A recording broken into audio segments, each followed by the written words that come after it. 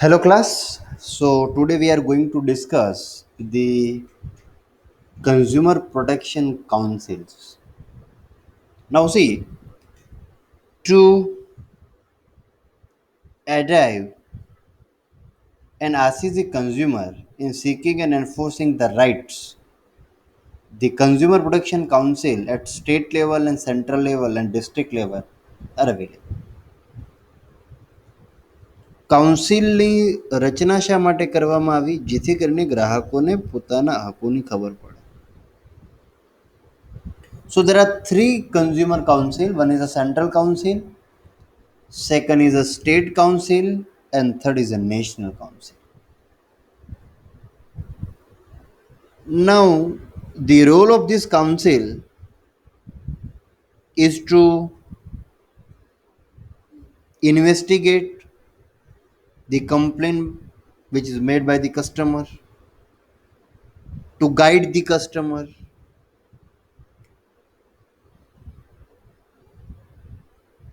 if any expedition is done, then again it's protect the customer from them.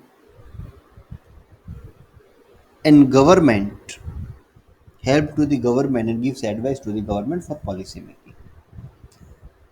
કાઉન્સિલનું તમને જે દેખાઈ રહ્યા છે માધ્યમો medium newspaper as you know advertisement આપવામાં આવે છે જુદી જુદી જાહેરાતો કરીને રેડિયો પ્રોગ્રામમાં તમને કોને યાદ હોય તો જાગો ગ્રાહક જાગો જેવી એડવર્ટિઝમેન્ટ અને દૂરદર્શન પર પણ આવા એડવર્ટિઝમેન્ટ આપવામાં આવે છે એવા ધોકેબાજ લોકોથી બચો જે કસ્ટમરને આ રીતે હેરાન કરે છે એવી ઘણી બધી એડવર્ટિઝમેન્ટ તમે લોકો જોઈ હશે. So thus we can say that the council are working for giving guidance to customer. એટલે કસ્ટમરને ગાઈડન્સ આપવા માટે એક કાર્યરત હોય છે. Now number 1 is central consumer protection council.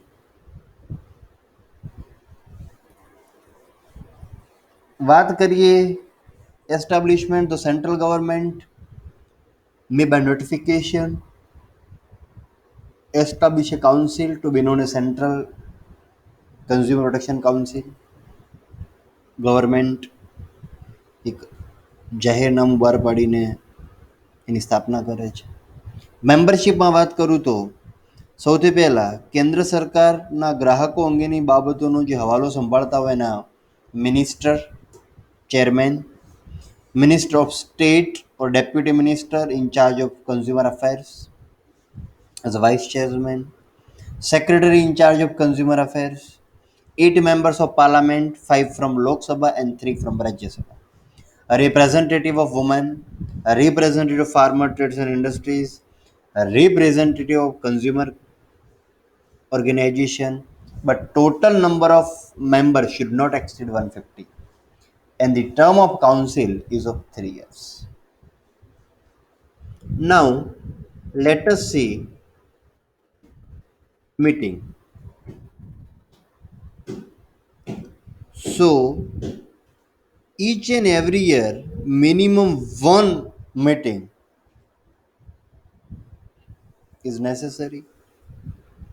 If necessary, they can arrange more than one. Now what is the objective?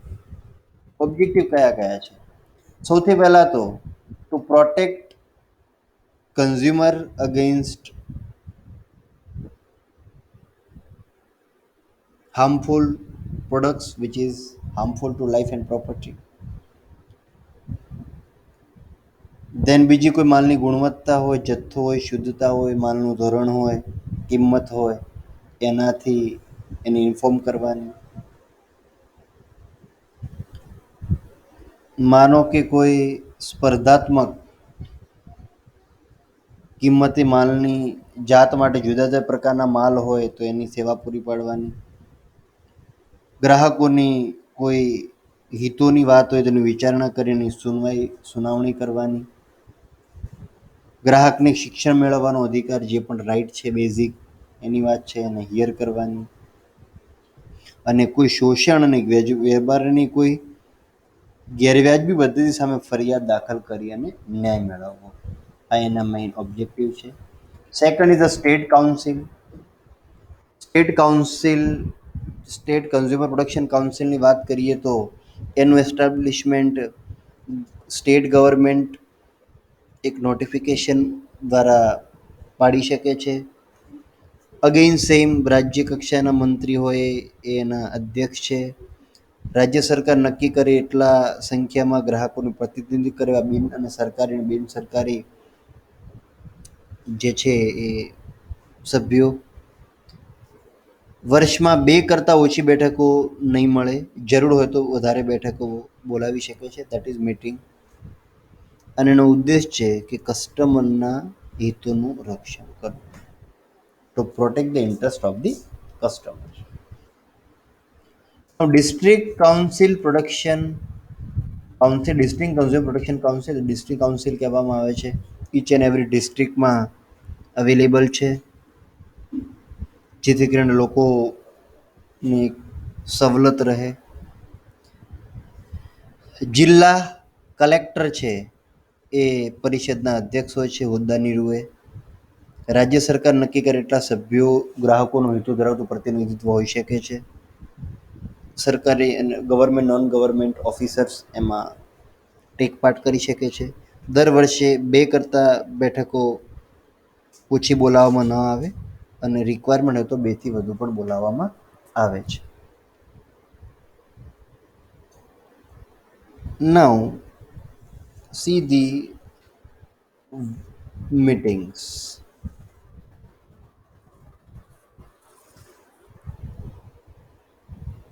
See, सबसे पहले कंज्यूमर काउंसिल, एंड नीचे education to consumer to know the right under the Consumer Protection Act for the different goods and services. The right of consumers are safety, information, choose, repression and redressal, જે આપણે જોયું હતું. Redressal ફોરમની વાત કરું, ફરિયાદ નિવારણની, તો platform to make balance between consumer and trader and manufacturer, એટલે ગ્રાહક અને વેપારી કે ઉત્પાદક વચ્ચે સમતોલપણું જાળવી રાખે એવી સંસ્થા છે redressal forum. And then district forum, state forum and national commission.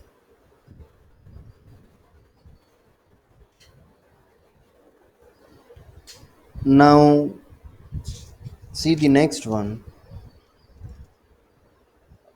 Redressal machinery under Consumer Act.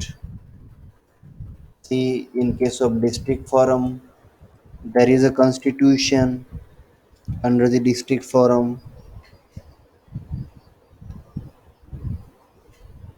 જિલ્લાના ન્યાયાધીશ અથવા ભૂતકાળમાં રહેલા ન્યાયાધીશ એના પ્રમુખ પદે, બીજી 2 વ્યક્તિઓ જે પ્રતિષ્ઠિત નિષ્ઠાવાન હોય, કાયદાની જાણકાર હોય. નિમણૂક રાજ્ય આયોગના પ્રમુખ અધ્યક્ષ, રાજ્ય કાયદા વિભાગના સચિવ એ સભ્ય છે.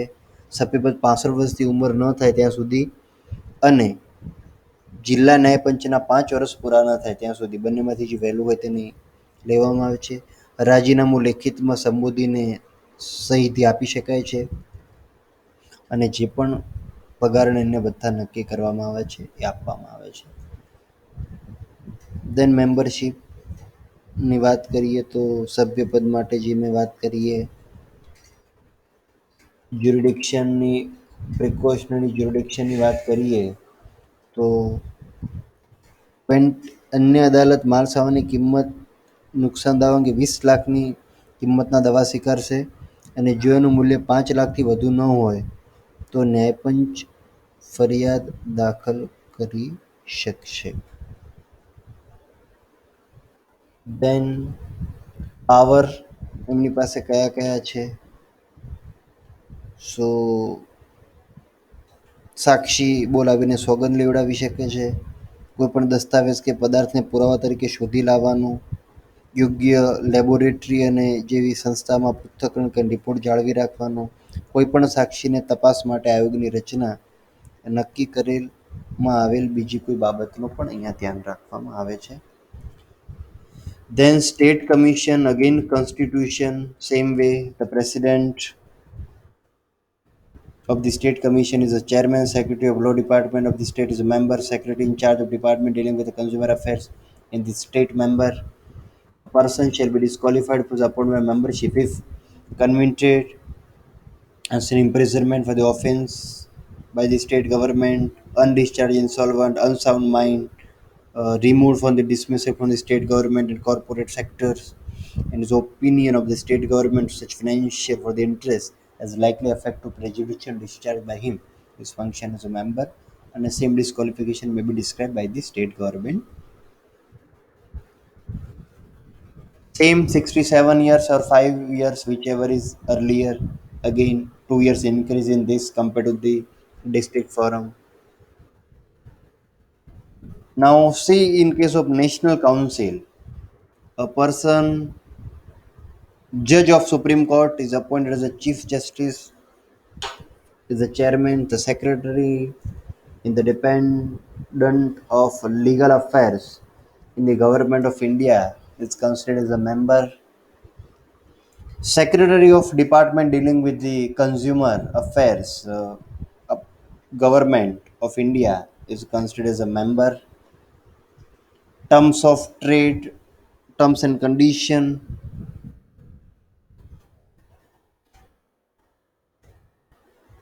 Now, see,